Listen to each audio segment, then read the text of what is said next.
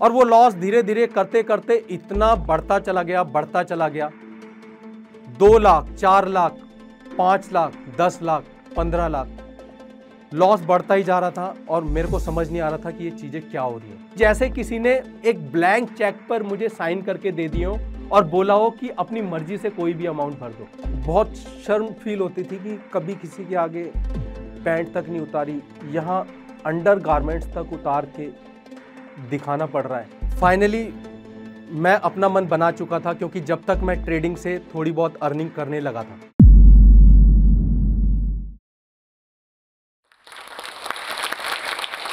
कैसे पढ़ाई और खेल में हमेशा आगे रहने वाला लड़का मात्र 18 साल की उम्र में तिहाड़ जेल पहुंचा और अपने जीवन के संघर्षों से लड़ते हुए आज एक सक्सेसफुल ट्रेडर बना।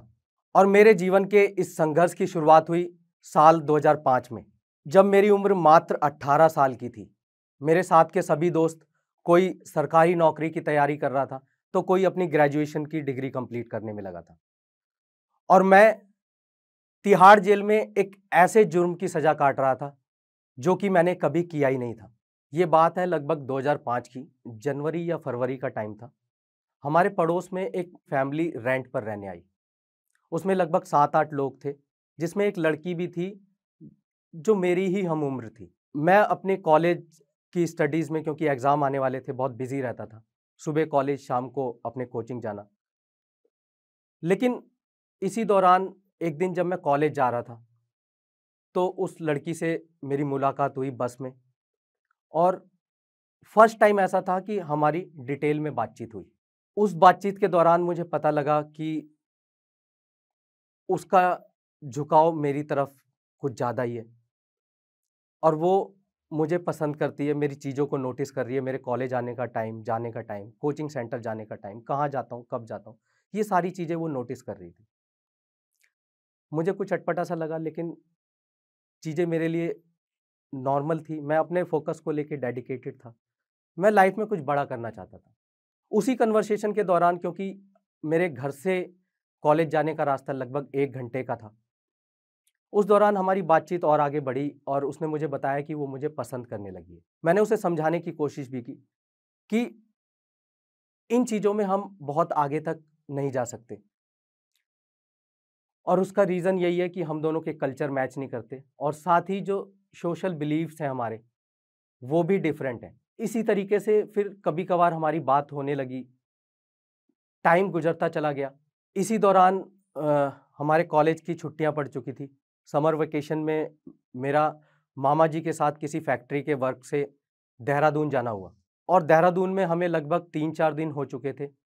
तभी मेरी मम्मी का कॉल आता है और वो मुझे बताती हैं कि कुछ लोग हमारे घर पे आए हैं और वो फोर्स कर रहे हैं कि वो मेरी शादी उस लड़की से करवा दें।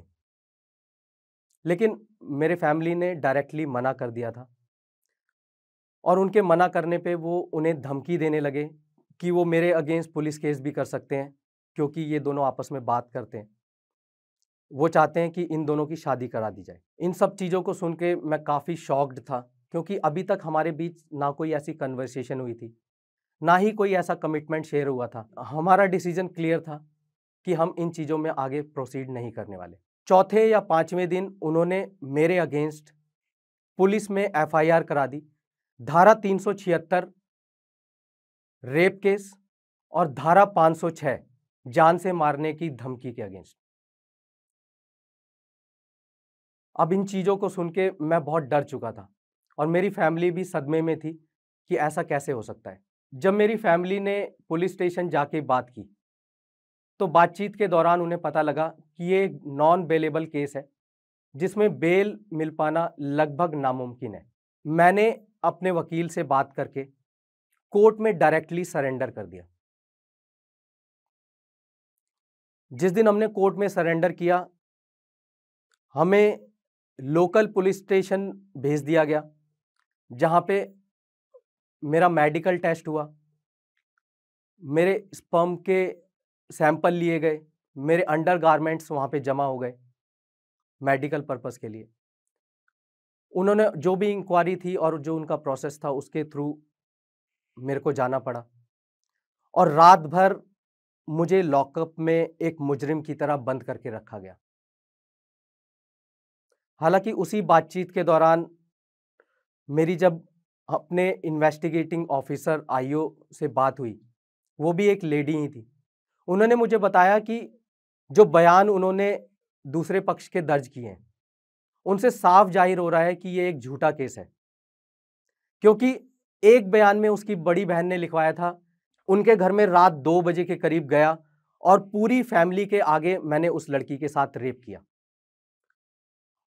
उसी के उलट दूसरे बयान में लड़की का कहना था कि सब सो रहे थे और मैं उनके घर में रात को चुपके से गया और उसका गला दबाने की कोशिश की और मैंने उसके साथ रेप किया।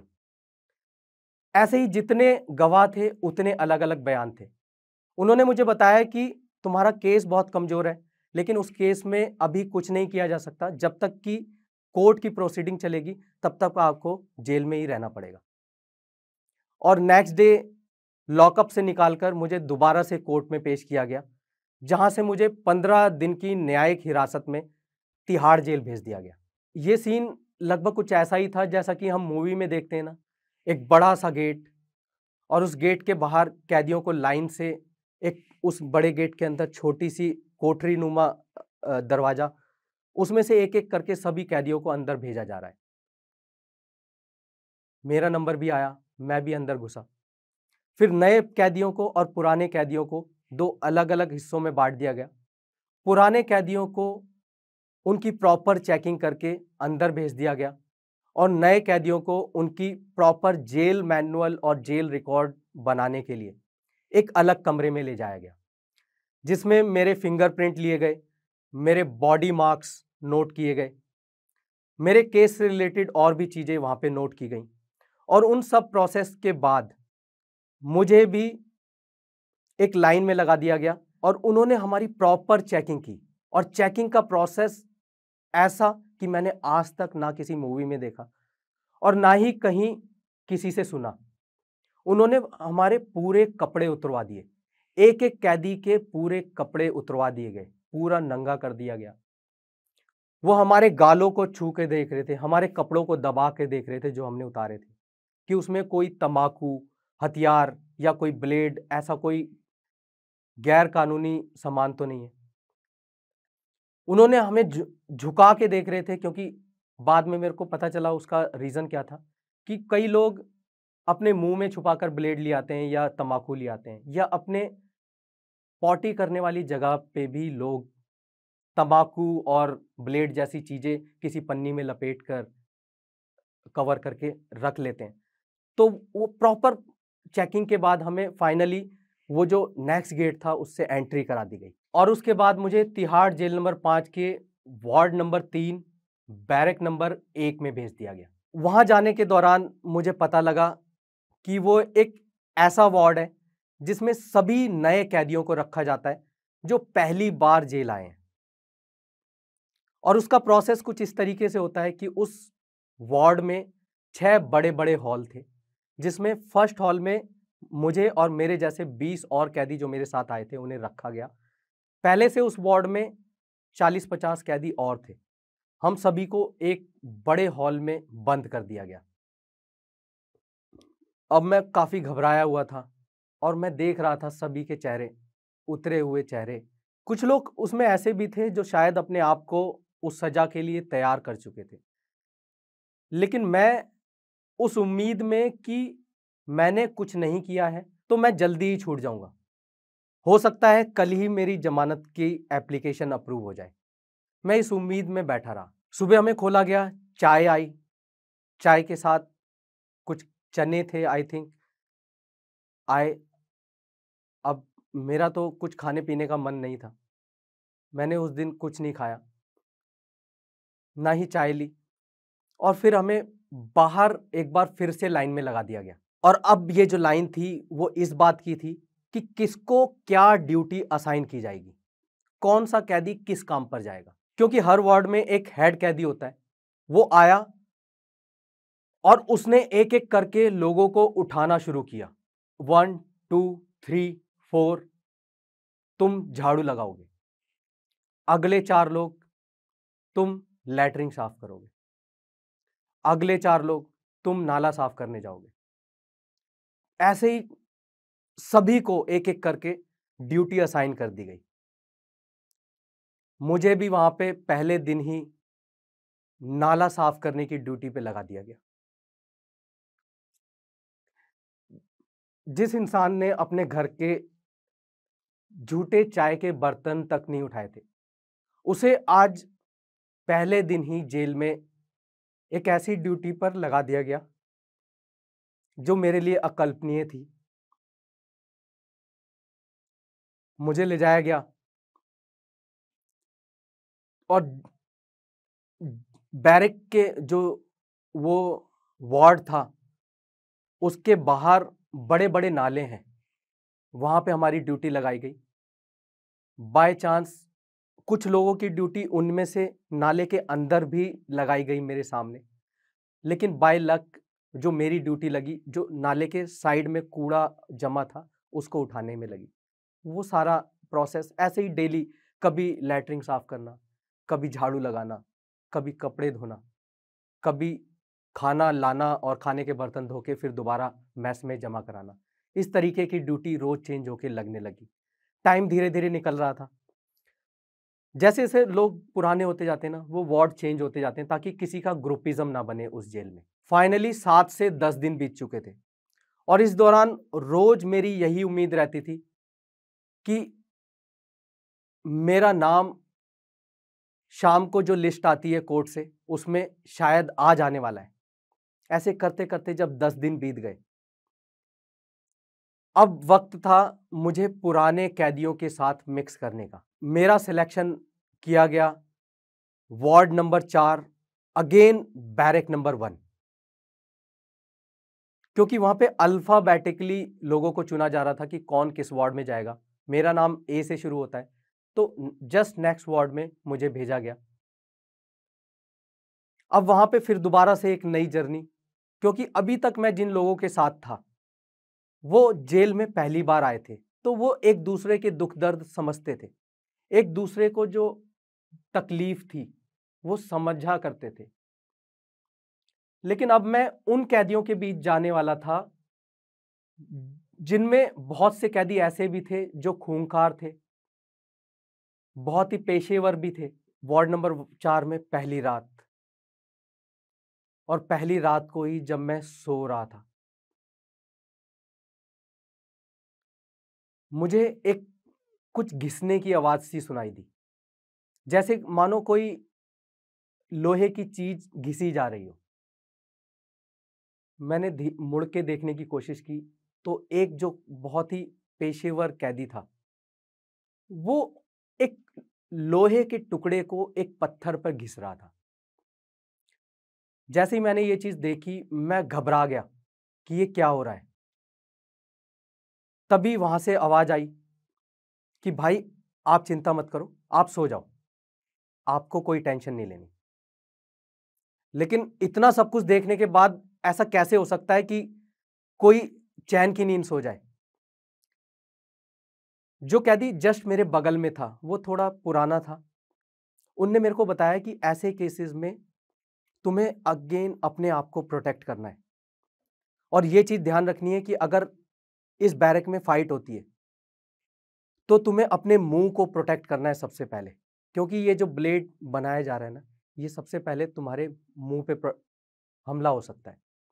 तो अपने मुंह को प्रोटेक्ट करना। इसलिए मैंने भी, जो जेल में कंबल मिलते हैं ना, हालांकि गर्मियों का टाइम था लेकिन फिर भी मैंने कंबल से अपने आप को पूरा मुंह और पूरी बॉडी को बहुत टाइट करके कवर कर लिया, और रात भर मैं जागता रहा और यही सोचता रहा कि कुछ अनहोनी ना हो जाए, क्या होने वाला है। तभी अचानक से वार्ड में लड़ाई झगड़े की आवाज सुनाई दी, और लड़ाई झगड़ा भी ऐसा कि बहुत तेज तेज आवाजें आ रही थी लड़ाई की, कि एक पार्टी दूसरी पार्टी को मार रही है, लेकिन कौन किसको मार रहा है मेरी इतनी हिम्मत नहीं थी कि मैं अपना मुंह खोल के उन चीजों को देख सकूं।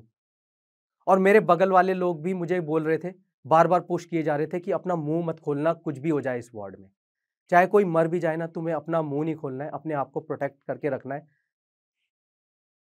और मैं भी वही कर रहा था। रात किसी तरीके से बीती, लगभग 2 या 3 बजे का टाइम था। तभी पुलिस प्रशासन की तरफ से कोई इंस्पेक्शन पे था शायद, उन्होंने ये हादसा होते हुए देखा और तुरंत हर बैरक में हालांकि एक अलार्म होता है, लेकिन किसी के पास भी इतनी हिम्मत नहीं थी कि जाके वो उस अलार्म को बजा सके कि बैरक में कुछ गलत हो रहा है। उस पुलिस वाले ने उस अलार्म को बजाया बाहर से ही, और फिर तुरंत जेल प्रशासन की जो स्पेशल पुलिस फोर्स थी वो डंडों के साथ हमारी बैरक में एंट्री ले चुकी थी। सभी लोगों को लाइन से लगा दिया गया। जो घायल व्यक्ति था जिसके ऊपर हमला हुआ था उसे तुरंत हॉस्पिटल भेज दिया गया, और जो जिसने वो हमला किया था उसे अलग वार्ड में, अलग बैरक में शिफ्ट कर दिया गया। इस तरीके से मेरा जो पहला दिन था उस नई बैरक का निकला, बड़ी मुश्किल से। करते करते ऐसे ही टाइम निकलता गया। अब वक्त आ चुका था मेरी तारीख का। पहली तारीख जो कि 15 दिन की न्यायिक हिरासत के बाद मेरी पड़ी थी, उस पर मुझे लग रहा था कि मैं दोबारा से 30 हजारी कोर्ट जाऊंगा और अपनी फैमिली से मिलूंगा, उनसे बातें करूंगा।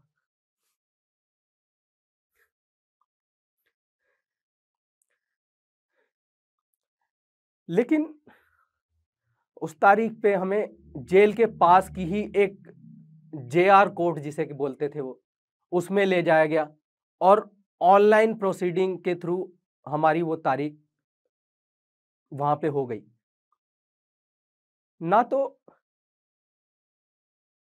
मेरी फैमिली को उस तारीख पे आने का मौका दिया गया, ना ही, और मैं बहुत टूट चुका था उस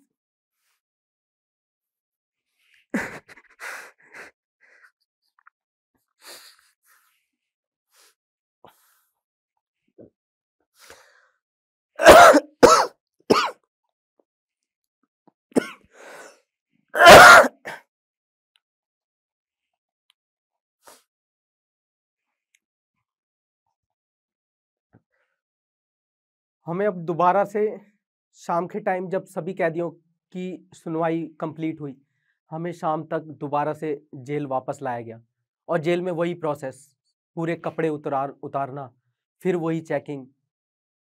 बहुत शर्म फील होती थी कि कभी किसी के आगे पैंट तक नहीं उतारी, यहाँ अंडर गारमेंट्स तक उतार के दिखाना पड़ रहा है चेकिंग के दौरान। फिर अगले दिन जब मैं बैरक में उदास बैठा था, जैसा कि डेली लोगों के घर से जब कोई मिलने आता था तो एक पर्चे के थ्रू उन्हें बताया जाता था कि कोई आपसे मिलने आया है। उस दिन मैं उदास बैठा था, अचानक से सुबह सुबह मेरा नाम बोला गया कि अमर, आपके घर से कोई मिलने आया है।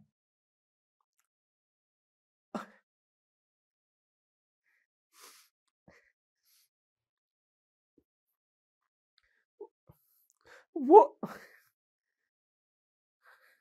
वो नाम मेरे कानों में ना उस दिन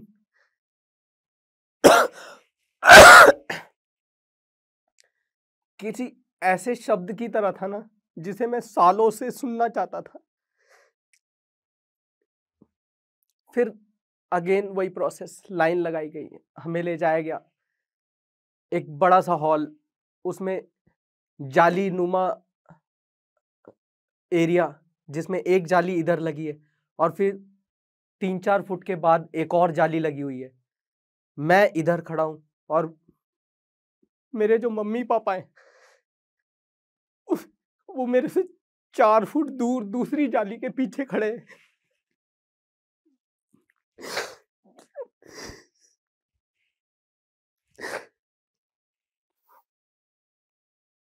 उन्होंने मुझे बताया कि मेरी फर्स्ट बेल एप्लीकेशन रिजेक्ट हो चुकी है सेशन कोर्ट से, और अब वो मेरी बेल के लिए नेक्स्ट एप्लीकेशन हाई कोर्ट में लगाने की प्लानिंग कर रहे हैं। मैं उन चीज़ों को लेके बहुत टूट चुका था। जो भारत की न्याय व्यवस्था है ना, और जो ये कानून प्रणाली है, इससे मेरा जो विश्वास था पूरी तरीके से उस दिन खत्म हो गया कि सब कुछ ट्रांसपेरेंट और क्लियर होने के बावजूद भी मुझे अभी भी जेल में रहना था। इसी दौरान मेरे परिवार ने मुझे लगभग 100 रुपए के करीब दिए। वहाँ पे कैश करेंसी जो इंडियन करेंसी है वो नहीं चलती है। जेल की अपनी खुद की एक करेंसी होती है, वो चलती है। तो वो करेंसी मेरे को दी और उन्होंने बोला कि कभी कुछ मन करे तो खरीद के कैंटीन से खा लेना। और अभी जो घर का माहौल है ना, वो बहुत बिगड़ चुका है। सारी चीज़ें एकदम बदल चुकी हैं। इसी दौरान मेरी फैमिली को एक ऑफ़र भी आया सामने वाले पक्ष की तरफ से कि अगर आप 3 लाख रुपए देते हैं तो हम इस केस को वापस लेने के लिए तैयार हैं। लेकिन उस पर मेरी फैमिली का जो रिप्लाई था, उनकी फाइनेंशियल कंडीशन भी उस टाइम ऐसी नहीं थी कि वो इमीडिएटली 3 लाख रुपए दे दें।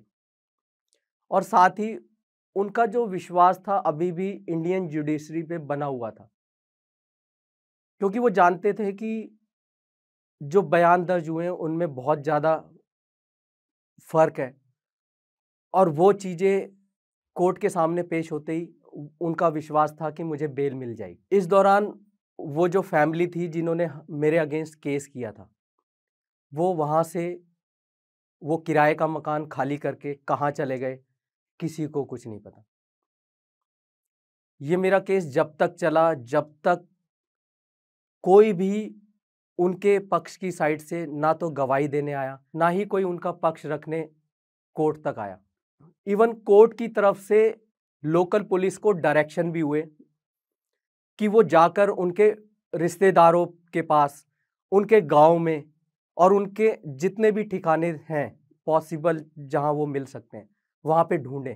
पुलिस ने कोशिश भी करी लेकिन वो कहीं भी नहीं मिले उसके बाद। क्योंकि मैं भी अभी तक इसी उम्मीद में था कि जल्दी ही मुझे बेल मिलने वाली है, क्योंकि मेरे जो परिवार वाले हैं अब हाई कोर्ट जा रहे हैं इस केस को लेके। धीरे धीरे करते करते 4 महीने बीते, 5 महीने बीते, 6 महीने, 7 महीने, तारीख पे तारीख बढ़ती चली गई और साथ ही मेरे को बेल मिलने का जो मेरी उम्मीद थी ना, वो भी टूटती चली गई। लेकिन वो उम्मीद एक बार फिर से उजागर हो जाती थी जब भी मेरे घर से कोई मिलने आता था जेल में और मुझे ये यकीन दिलाता था कि अब 1 महीना और अब तुम्हारी फाइनली बेल होने वाली है। डेली मैं अपने बैग पैक किया करता था, डेली उसी उम्मीद में बैठा करता था कि एक शाम ऐसी आएगी कि मेरा नाम उस पर्चे में बोला जाएगा और मैं फाइनली बाहर की दुनिया देख पाऊंगा। इसी दौरान राखी का त्यौहार भी मुझे जेल में ही मनाना पड़ा, जिसके लिए मेरी सिस्टर को परमिशन मिली जेल के अंदर आने की और मुझे राखी बांधने की। ये पहला ऐसा टाइम था जेल में रहते हुए कि जबकि मैंने अपने किसी परिवार वाले को स्पर्श करके महसूस किया था। नहीं तो जब भी मुलाकात होती थी वो 4 फुट उधर भी जाली और 4 फुट इधर भी जाली, ऐसे ही चलता था। मैं उस दिन बहुत रोया कि मेरे पास कुछ नहीं था अपनी सिस्टर को देने के लिए।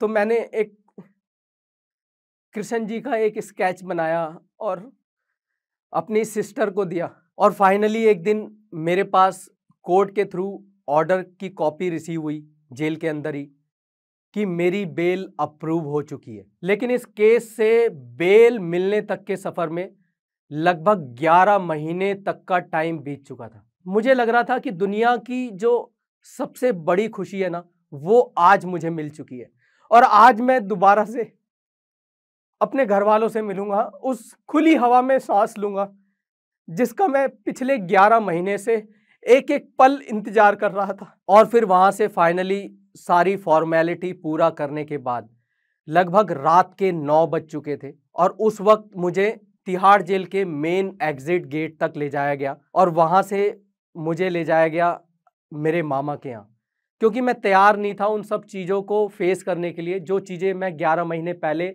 अपने मोहल्ले में छोड़ के आया था। मेरे अंदर एक शंका थी, एक डाउट थी कि कैसे मैं उन चीज़ों को दोबारा से फेस करूँगा, कैसे उन आँखों को दोबारा से फेस करूँगा कि जिन आँखों में एक मेरे लिए रिस्पेक्ट हुआ करती थी कि ये सबसे होनहार बच्चा है, और आज वही बच्चा 11 महीने बाद जेल से छूट कर आ रहा है। मेरे अंदर उतनी हिम्मत नहीं थी कि मैं जाऊं और उनसे नजरें मिलाऊं, लेकिन फिर भी मेरे परिवार ने मुझे रेडी किया और नेक्स्ट डे मैं लौट चुका था अपने पुराने घर पर। मेरी उम्मीदों के विपरीत जो हमारे आस पड़ोस के लोग थे, वो मुझे देखकर काफी खुश थे। वो मेरा स्वागत कर रहे थे, मेरे से बात करना चाहते थे, क्योंकि उन्हें पता था कि जो भी चीजें हुई हैं गलत हुई हैं। अब ये वक्त था 2006 का। मेरे रेगुलर कॉलेज में 1 साल का गैप आ चुका था और मेरे परिवार की जो फाइनेंशियल सिचुएशन थी अब तक इतनी खराब हो चुकी थी कि हम मेरी कॉलेज जर्नी को आगे नहीं कंटिन्यू कर पाए, और मैंने डिस्टेंस लर्निंग से अपनी ग्रेजुएशन के फाइनल ईयर के लिए फॉर्म फिल कर दिया। इसी दौरान मेरी सिस्टर की शादी भी तय हुई, बहुत धूमधाम से। जैसा कि आपने सुना होगा कि बनिया फैमिली में थोड़ा बड़े ही रीति रिवाज से और बहुत दिखावे के साथ सब कुछ किया जाता है, वैसा ही हुआ। और उस दिखावे में पहले से ही मेरे परिवार की फाइनेंशियल कंडीशन डाउन थी। मेरे पिताजी पे बहुत ज़्यादा कर्जा हो गया था और अब मेरे पास कोई ऑप्शन नहीं था अपनी पढ़ाई को यहीं रोककर जॉब करने के अलावा। मैंने जॉब की तलाश शुरू की, लेकिन जेल से आने के बाद मैं अपनी सोसाइटी से और समाज से इतना डिस्कनेक्ट हो चुका था कि मेरे पास कोई प्रॉपर गाइडेंस नहीं थी कि मैं कहाँ जाऊं। मेरे को फर्स्ट जॉब मिली एक कॉल सेंटर में सेल्स की, लेकिन मैं बहुत ही डिस्कंफर्टेबल फील करता था उस सेल्स के माहौल में, क्योंकि जो भी लोग सेल्स में हैं उन्हें पता ही होगा कि सेल्स में आपको क्लोजर तब तक नहीं मिलता जब तक कोई आप झूठी कमिटमेंट या कोई ऐसा ल्यूक्रेटिव वादा ना कर दें जो सामने वाली पार्टी को पसंद हो।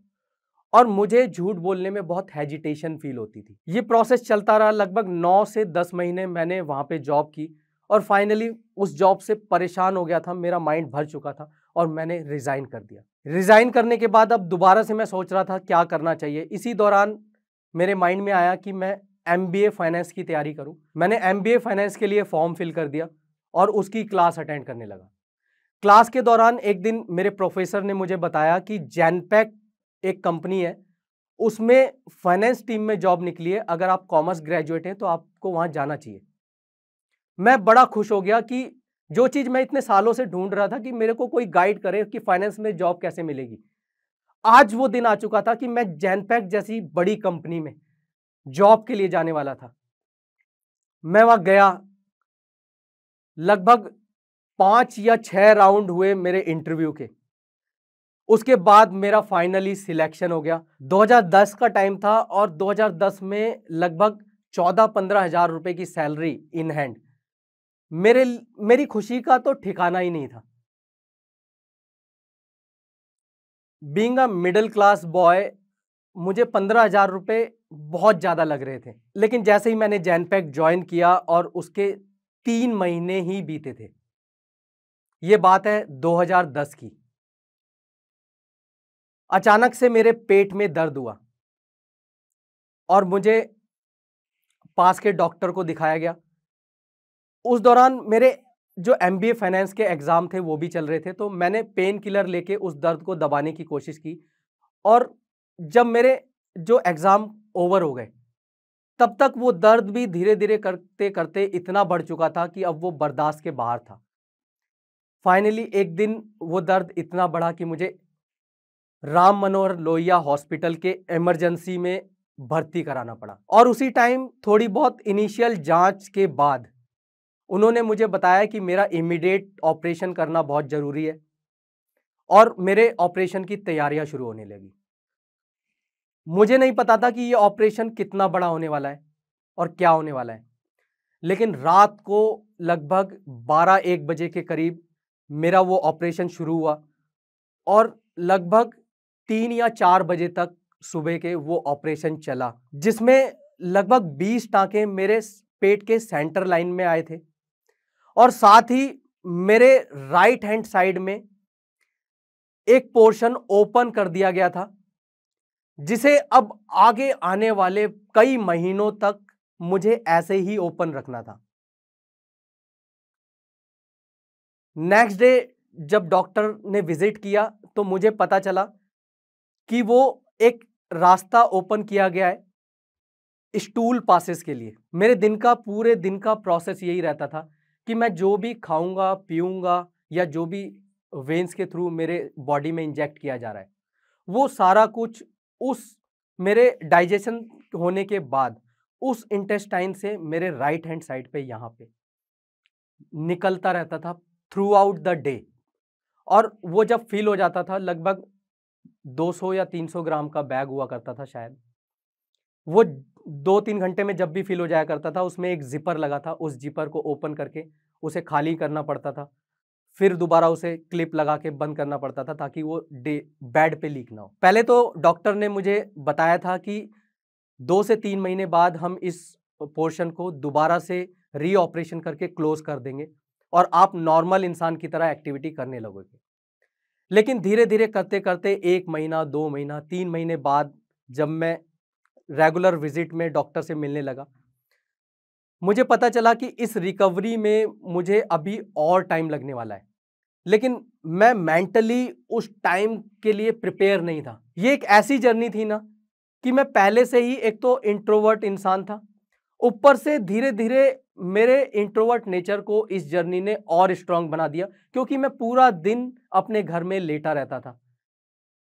3 महीने, 4 महीने, 5 महीने, 6 महीने करते करते करते करते लगभग 10 महीने का टाइम निकल गया और 10 महीने बाद फाइनली हमें प्रॉपर सारे रूटीन चेकअप के बाद डॉक्टर ने फाइनली डेट दी कि इस डेट को तुम्हारा हम अगेन ऑपरेशन करने वाले हैं और उस ऑपरेशन के बाद अगर सब कुछ ठीक रहा तो तुम नॉर्मल इंसान की तरह सब कुछ कर पाओगे और नॉर्मल लाइफ जी पाओगे। अब उस ऑपरेशन को डेट के पर्चे को देखकर ही मैं इतना एक्साइटेड और खुश था ना, जैसे किसी ने एक ब्लैंक चेक पर मुझे साइन करके दे दिए हो और बोला हो कि अपनी मर्जी से कोई भी अमाउंट भर दो। मेरा ऑपरेशन हुआ और ऑपरेशन की रिकवरी इतनी फास्ट कि डॉक्टर ने भी उम्मीद नहीं की थी। जस्ट 2 दिन बाद मैं अपने बेड से उठकर इतने बड़े ऑपरेशन के बाद खुद चलने की कोशिश करने लगा था धीरे धीरे, और फाइनली मैंने अपनी जॉब दोबारा ज्वाइन की और वहां पे सब कुछ सही चलने लगा। जैनपेक्ट में रीज्वाइनिंग के बाद मुझे पता लगा कि मेरा जो अप्रेजल है वो रोक दिया गया है मेरी मेडिकल लीव की वजह से। तो मैं अब अपनी नेक्स्ट टारगेट की तैयारी करने लगा और मैंने और भी इंटरव्यू देना शुरू कर दिए। 4 से 5 महीने लगातार बैक टू बैक इंटरव्यू देने के बाद फाइनली मेरा सिलेक्शन एक्सेंचर में हो चुका था। 14 से 15 हजार रुपए की सैलरी पर काम कर रहा था। एक्सेंचर से मुझे 30 से 35 हजार रुपए की सैलरी का ऑफर आया और मैंने जैनपेक्ट छोड़कर एक्सेंचर जाने का निर्णय किया। वहां से मेरी लाइफ बदलना शुरू हो गई। लाइफ बड़ी अच्छी चल रही थी और इसी दौरान एक परिचय सम्मेलन में मेरा इंट्रोडक्शन हुआ मेरी वाइफ से। हमारी बातचीत हुई और बातचीत के बाद हमारी फैमिली ने हमारी शादी पक्की कर दी। अब मैं नहीं चाहता था कि कोई भी चीजें मैं हाइड रखूं या उनसे छुपाऊं जिनसे मेरी शादी होने वाली है। इन्हीं चीजों को ध्यान में रखते हुए, हालांकि मुझे पता था कि ये सारी चीजें बताने के बाद मेरी शादी टूट भी सकती है, लेकिन फिर भी मैं चाहता था कि मैं जिससे शादी करूं मैं ट्रांसपेरेंटली उससे अपनी लाइफ के जो डार्क चैप्टर है शेयर कर दूं, और मैंने किया भी वैसा ही। फाइनली मेरी जो लाइफ पार्टनर थी उन्होंने मुझे समझा, जाना और शादी के लिए एग्री किया और फरवरी 2015 में हमारे घर एक बिटिया का जन्म हुआ। बिटिया के जन्म वाले दिन ही मैं हॉस्पिटल में था और कुछ मेडिसिन लेने जा रहा था। उसी दौरान मुझे नीलसन इंडिया से कॉल आता है कि आपका selection as north India finance head हो चुका है और आप इमीडिएट ज्वाइन कर सकते हो। और भी कंपनीज से ऑफर आए और मुझे फिर फाइनली बॉस्टन साइंटिफिक में जॉब करने का मौका मिला, जहां मेरी सैलरी इंसेंटिव मिलाकर लगभग 1 लाख रुपए से भी ऊपर जाने लगी। मैंने बॉस्टन साइंटिफिक को एज प्रीपे ऑडिटर ज्वाइन किया था और वहां पे चीजों को, फाइनेंस बिल्स को ऑडिट करना मेरा मेन काम था, जिसमें मैं कभी भी कोई गड़बड़ी होती थी तो उन्हें रोक दिया करता था। और मैनेजमेंट काफी सपोर्टिव था, वो भी मुझे इन चीजों में सपोर्ट किया करता था। लेकिन ये बात है 2018 की, जब बॉस्टन की मेरी नेक्स्ट इमीडिएट मैनेजमेंट थी उसमें कुछ बड़े चेंजेस आए और उन्होंने मेरे जो डिसीजंस थे फाइनेंस को लेके उनको अपोज करना शुरू कर दिया। जाहिर सी बात थी कि ये इंक्वायरी एक फॉर्मेलिटी थी और इसका रिजल्ट मेरे अगेंस्ट ही आने वाला था। फाइनली मैं अपना मन बना चुका था, क्योंकि जब तक मैं ट्रेडिंग से थोड़ी बहुत अर्निंग करने लगा था, जो मेरी ट्रेडिंग को लेकर एक्सपेक्टेशंस थी वो मेरे अगेंस्ट जाने लगी। मुझे समझ नहीं आ रहा था कि ऐसा क्यों हो रहा है, क्योंकि डेली जिस काम में मैं सिर्फ 1 से 2 घंटे देके 2 से 3 हजार रुपये, 4 हजार रुपये कमा रहा था, अब मैं उस काम को पूरे दिन 7 से 8 घंटे दे रहा था और फिर भी मैं प्रॉफिट की जगह लॉस की साइड बढ़ता जा रहा था। और वो लॉस धीरे धीरे करते करते इतना बढ़ता चला गया 2 लाख, 4 लाख, 5 लाख, 10 लाख, 15 लाख लॉस बढ़ता ही जा रहा था और मेरे को समझ नहीं आ रहा था कि ये चीजें क्या हो रही हैं। मैंने अपनी सारी सेविंग्स शेयर मार्केट ट्रेडिंग में उड़ा दी, साथ ही अपना जो पीएफ का पैसा था वो भी निकाल के मैंने ट्रेडिंग में लगा दिया, लेकिन वो रिजल्ट नहीं मिल रहे थे जो एक्सपेक्टेड थे। इसी दौरान मेरे पिताजी की तबीयत खराब होने लगी। हमें पता लगा कि उन्हें एक सीरियस बीमारी है जिसे मैं डिस्क्लोज नहीं करना चाहता, जिसके ट्रीटमेंट के लिए हमें पंत हॉस्पिटल रेफर कर दिया गया। लेकिन पंत हॉस्पिटल का रवैया कुछ ऐसा था ट्रीटमेंट को लेके, उन्होंने क्लियरली हमें बता दिया कि जो बीमारी इन्हें है उसका जो ट्रीटमेंट है वो काफ़ी मुश्किल है और इनके बचने के चांसेस अब काफ़ी कम है। उस टाइम तक मेरी जेब में इतने पैसे तक भी नहीं बचे थे कि मैं उनका जो ट्रीटमेंट है किसी बड़े और अच्छे हॉस्पिटल में ले जाके करा सकूं। तो हमें मजबूरन कभी पंथ, कभी एम्स, कभी सफदरजंग, इन्हीं हॉस्पिटल्स के चक्कर हम काटते रहे। मैं, मेरी वाइफ और पिताजी को लेकर रोज हम गाड़ी में जाते थे, रोज किसी हॉस्पिटल में दिखाते थे कि शायद इस हॉस्पिटल से कुछ पॉजिटिव न्यूज़ मिल जाए, लेकिन ऐसा कुछ हुआ नहीं। दिन ब दिन मेरे पिताजी की हालत ख़राब होती चली गई, साथ ही मेरा ट्रेडिंग भी सही नहीं चल रहा था, उस पर भी मेरे loss, back to back losses होने लगे।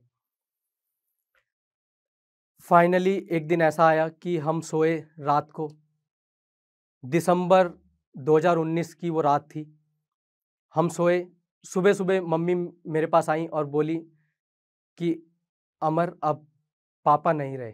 फिर धीरे धीरे करते करते मैंने अपने आप को संभाला, थोड़े फंड का अरेंजमेंट किया।